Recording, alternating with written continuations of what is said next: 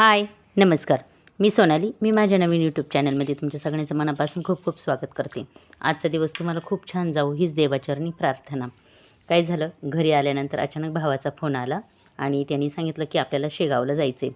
तर शेगावला जायचं म्हटल्यावरती काहीच तयारी पण झालेली नव्हती. पण मग पटकन एक ड्रेस वगैरे काढला, इस्त्री वगैरे करायला लागली आणि मग म्हटले पटकन आवरून आता तयारी करून घेऊयात. तर मी माझे दोन्ही पण मुलं आणि माझी जी म्हणजे नवीन पिल्लू आणलेले आहे आमच्या घरामध्ये, तिचं नाव आम्ही रुबी ठेवलेलं आहे. तिला पण मम्मीच्याच घरी ठेवणार होते. तर तिला पण मग जाळीमध्ये सोबत घेऊन चाललेली होती मम्मीच्या घरी ठेवण्यासाठी.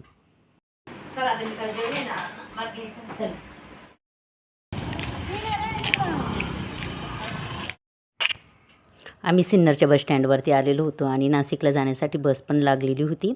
तर मग पटकन बसमध्ये बसलो आणि नाशिकपर्यंत आम्ही बसने आलो. तर बघा, नाशिक रोडला पण आलो आणि रात्रीचा वेळ होता. तर बाहेर अशी म्हणजे बरेचसे अशी दुकानं वगैरे चालू होती त्यांची आणि आम्ही आता चाललो होतो रेल्वे स्थानकावरती बसण्यासाठी.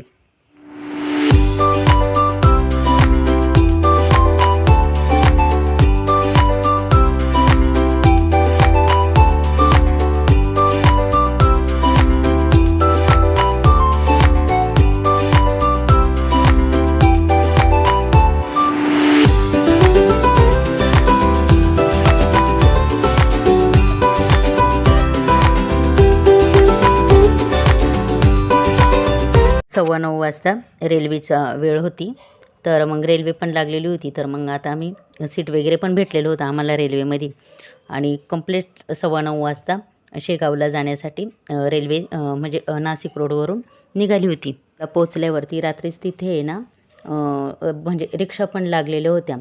तर मग आम्ही रिक्षा बघत होतो आणि तिथं म्हणजे मंदिरापर्यंत जाण्यासाठी रिक्षाने आम्ही जाणार होतो. तर लगेच आम्ही रिक्षावाल्याने आम्हाला ते जे शेगावचं ते म्हणजे रेस्ट करतात व तिथे लोक जाऊन रूम भेटत असतात. तर तिथे पोचलो आणि तुम्ही बघू शकता किती छान व्यवस्था आहे तिथे केलेली, एकदम शांतता होती. तर तिथे आम्हाला रूम काही भेटले नाही कारण सर्व रूम तिथं बुक झालेले होते आधीच. आणि मग एक म्हणजे तिथंच एक ठिकाण आहे की तिथे ना आंघोळ वगैरे सगळी व्यवस्था केलेली असते. तर मग माझ्या मम्मीला माहीत होतं की कुठे आंघोळ वगैरे करायला मिळते. तर मग ती आम्हाला चालली होती घेऊन. तर बघू शकताय तुम्ही रात्री रस्त्याने बघा किती म्हणजे लोक कसे झोपलेले होते. आणि म्हणजे एवढं रात्रीचा वेळ होता तरीसुद्धा भरपूर लोक म्हणजे आमच्याप्रमाणेच शेगावी गेलेले होते.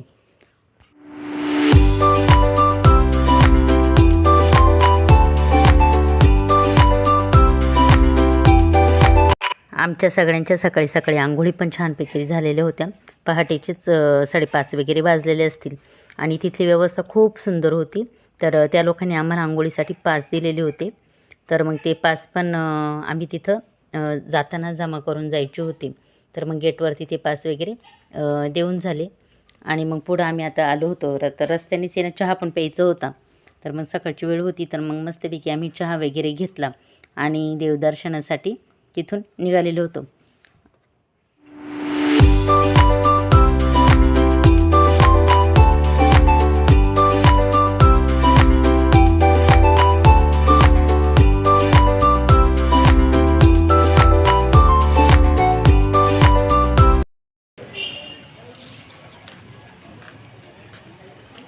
चांगलं दिसतंय का? हां. माझ्या व्हिडिओची एंडिंग आता इथंच करते कारण व्हिडिओ खूप मोठा झालेला असता आणि आता पुढील भागामध्ये तुम्हाला गजानन महाराजांचं दर्शन होईलच व्हिडिओमध्ये.